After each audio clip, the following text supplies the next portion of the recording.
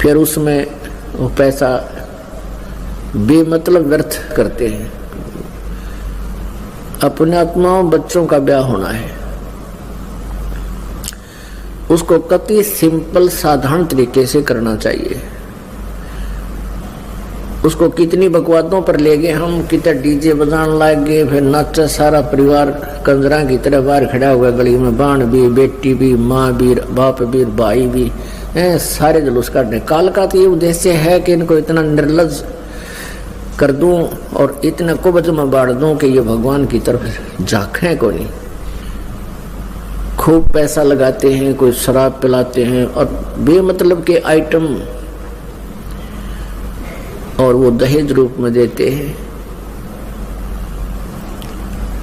अब एक पैसे वाला तो ये काम कर देता है, उसके पास तो पैसा है, लेकिन गरीब व्यक्ति जब उसकी बेटी का ब्याह होता है तो उसकी बेटी धीरे धीरे अपनी माँ के पास बैठकर कहती है, देखा ना मम्मी, उसने अपनी बेटी को ऐसा दे दिया, उसने कार दे दी, उसने इतने बढ़िया पलंग ला के दिए, एक बढ़िया ऐसी वो ला के दी।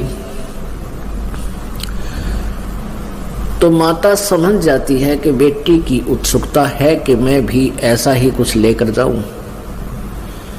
वो फिर अपने पति से कहती है, लड़की के पिता से कहती है कि ऐसे ऐसे बेटी का कह रही थी कि उसने ऐसा दिया, उसने ऐसा दिया।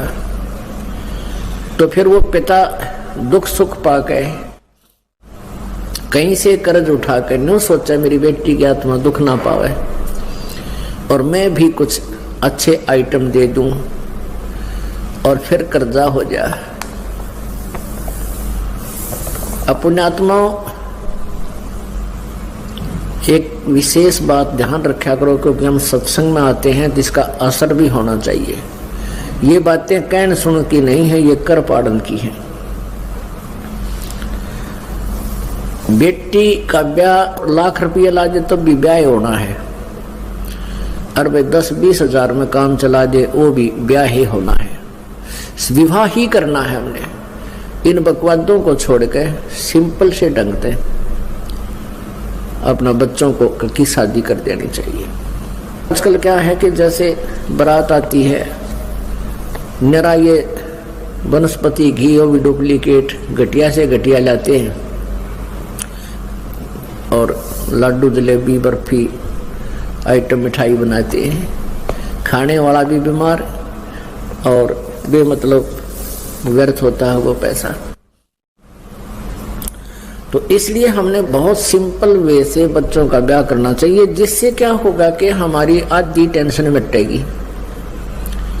अब पहले जैसे लड़की युवा हो जाती है तो माता पिता की नींद हराम हो जाती है, कहाँ से पैसा लाएंगे, कैसे बेटी ब्याहेंगे। और फिर मान लीजिए वो लड़की का ब्याह कर भी दिया और कुछ सामान आपने दे दिया दहेज का, वो जाती है वहां क्या देखती है कि उसकी जेठानी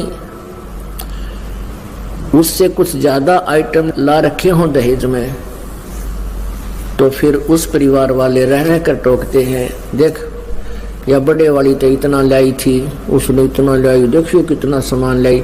चाहे यूं भी ना कहें कि तू कुछ ना लाई तो भी वो बेटी डिप्रेशन में आ जाती है। तो इस काल का उद्देश्य ये है कि इनको चैन दिन रात ना हो, ये भगवान भक्ति करे नहीं, आपस में ऐसे जल भुनकर ये अपना जीवन व्यर्थ कर जाए। पुण्यात्माओं कुछ सोच के हमने स्टेप उठाने पड़ेंगे। समाज में कुरीतियां बहुत घनी होगी, विकार बहुत ज्यादा आगे, इन सब को धीरे धीरे समाप्त करना है। अब यहाँ हम शादी कराते हैं परमात्मा को साक्षी करके, परमेश्वर की वाणी के माध्यम से। 5-4 भक्त आ जाते हैं, दोनों बच्चों का संयोग जोड़ देते हैं, यही खाना खाते हैं जैसा भी भंडार में बना हुआ होता है, और अब अपने घर चले जाते हैं। विवाह ही करना है, विवाह ही कराना है। संयोग तो परमात्मा ने जोड़े रखे थे, उन बच्चों के संस्कार पहले ही जोड़ रखे थे। हम तो सूखी ड्रामाबाजी करके उनको और कहर बना लेते अपने ऊपर, खर्चे बढ़ा बढ़ा कर। तो इस प्रकार हमने इसको बहुत ही ऐसा साधारण सा बनाना है जिससे हमारे ऊपर बेटी बोझ ना बने। अब कैसा जुल्म हो रहा था पीछे, बेटियों को गर्भ में मरवाने लगे थे, गर्भ के अंदर ही मरवा देते थे। कारण यही था कि दहेज। और ये लोग इसे भेड़िया हो गए थे। एक गांव में बताते हैं कि एक लड़के की प्रथम शादी हुई, वो फौज में लग गया, तो अच्छा धन दिया उसने अपनी बेटी को, बेटी वाले ने। तो कहते हैं उस लड़की को कुछ दिनों के बाद उस परिवार ने मार दिया। फिर 6 महीने के बाद दूसरी शादी होगी, तो 1 साल के बाद उसको भी खत्म कर दिया, इतनी विवश कर दी कि वो फांसी खा गई। अब फिर तीसरी शादी हुई, तीसरी शादी में भी उन्होंने ऐसा ही जुल्म किया। तो तीसरी वाले ने फिर क्या किया, पुलिस की हेल्प ली। पहले ये कानून नहीं बना था, तो उसने अपना पुलिस की हेल्प ली। कोई जानकार था उसका, कोई अच्छा बड़ा अधिकारी, और कुछ गांव वालों की हेल्प लेकर वो गांव में गया और अपनी लड़की का सारा सामान उठा ले गया, उसके ऊपर केस किया। उसके बाद उस लड़के का पता चल गया कि इन्होंने ऐसे ऐसे जुल्म किया। तो पुण्यात्माओं, ये लोग भेड़िए हो गए थे दहेज के चक्कर में। तो हम अपने पैर पे आपको वाड़ा मारते हैं। हमने इसको इतना बॉन्डर बना लिया। अब जैसे क्या करते हैं, दहेज में एक और बीमारी है कि जैसे लड़की जहां जाएगी उनको अगली बोलते हैं, और उन अगलियां के फिर और अगले, यानी कहीं और रिश्तेदारियों की, उन सब के कपड़े सूट आदि लेकर के यहाँ लड़की ने जाने पड़ते हैं, यानी बहू को लेके आने पड़ते हैं उन अगलों के लिए। फिर क्या करते हैं, वो फॉर्मेलिटी करते हैं कि अगलियां की कितनी कपड़े बनेंगे, कितने सूट, अगलियां के 20। तो उन 20 के लिए कपड़ा ऐसा घटिया सा लाकर सेलेक्ट करके वो कितना काम ना और 20 आइटम बना देते। और उनको क्या करते थे, वो पहले जहां आगे लड़की लेके जाती थी अपने ससुराल में, ससुराल वाले उन अगलियां वाली को अलग रखते थे उन उस कपड़े को। वो फिर अपनी बेटी ने अगलियां दे देते थे। वो तिल कदे प्रयोग में नहीं आते थे, वह सूट आगे से आगे उस चक्कर में वो पट्टे जाते, गड़ जाते रखे रखे उन ट्रंकों में। ऐसी बुराइयां हमने अपने आप लगा लिए, कुरीतियां हैं ये भी साथ के साथ हमने अब समाप्त करनी है, ज्ञान के साथ। वैसे कोई जोर जबरदस्ती से नहीं। अपने आत्माओं, ऐसे ऐसे उदाहरण मेरे बच्चे परमात्मा की प्यारी आत्मा ऐसा समझने लगे इस ज्ञान को, इस मार्ग को, और इन बुराइयों से ऐसे बचने लगे कि अब लड़कियों का ब्याह कराया हमने, तो लड़के वाले ने स्पष्ट कह दिया उस लड़की वाले से कि हमारे घर पर कुछ लेकर नहीं आओगी, ना ट्रंक ना कोई और, एक सूट पैर का जी है बस अपना। अगर आपने वो मंजूर है तो हम शादी करेंगे। लड़के वाले बोलते, दोनों ही भगत थे। तो फिर लड़की वाले ने क्या चिंता थी, भाई ठीक है जैसे आपकी इच्छा।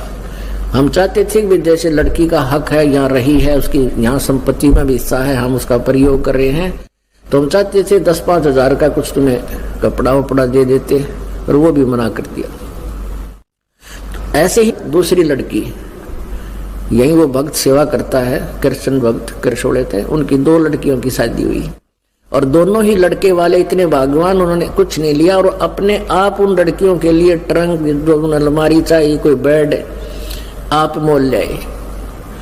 पुण्यात्माओं, लड़की एक बहुत ही पुण्यकर्मी प्राणी होती है, कन्या कहते हैं इसको, और ये बेचारी अपने पिता के धंधा करती है सारा दिन, और आगे जाके फिर अगले के कमाया करे। तो लड़की को हमने एक बोझ बना लिया था अपने सिर पे। अब ये लड़की चाहे कितनी हो जाइयो, हमारे ऊपर बोझ नहीं बनेगा, और फिर हमारी भक्ति में बाधा नहीं बनेगी, क्योंकि लड़की का विवाह जहाँ किया जाता है वो भक्त भी दयालु होते हैं, भगवान से डरने वाले होते हैं। तो अन्य समाज में जो शादी करने से पहले यह चिंता हो जाती है कि बच्ची गेला सलूक कैसा करेंगे वो ससुराल वाले। 10वें दिन फोन आ जाता है लड़की का कि सासू ने बोली, ससुरा ने बोला, और ननंदिया बकवाद कर रही है।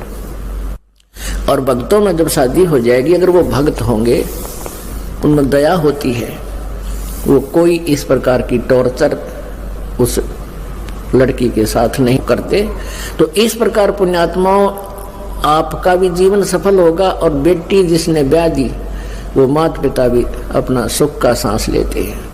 इस प्रकार हमने इस भक्ति के साथ साथ इस बोझ को हल्का कर लेंगे। फिर हमने 20% दौड़ धूप करनी पड़ेगी पेट के लिए। अब हम 99% पेट के लिए धक्के खाते फिरते, फिर भी पूरा नहीं हो रहा, क्योंकि हमने अपने साथ बकवाद घड़ी लगा ली। ब्याह शादी में कार लेंगे, कार देवांगे, फलान देवांगे, फिर कोठी बड्डी गाड़ांगे, फिर बात बना लिया ऐसा जुगाड़। अपने आत्माओं, इस बात की हमने कतई आवश्यकता नहीं है। हमने अपनी बेटी की शादी कर दी और हमने उनको भगवान का सहारा दिलाना चाहिए, परमात्मा से जोड़ देना चाहिए। फिर वो परमात्मा की भक्ति से ही शक्ति उनमें आएगी, उनके गुजारे बढ़िया होंगे। ना किस्मत में होगा तो भी कबीर परमात्मा अपने उन बच्चों को सुख देगा, भक्त धन देगा। तो हमने ये भात की रिवाज बना रखी है। अब क्या करते हैं, जैसे बाती जाते हैं उस दिन क्या करते हैं, उनके लिए वहाँ गेट का ऊपर एक चौकी बनाई जाती है, पाटड़ा, और आगे फिर उसके चित्रकारी ही करते हैं और तिलक लगाओगे, बातियाँ गए, फिर उनका माला डालेंगे, वो बहन का माला डालेगा।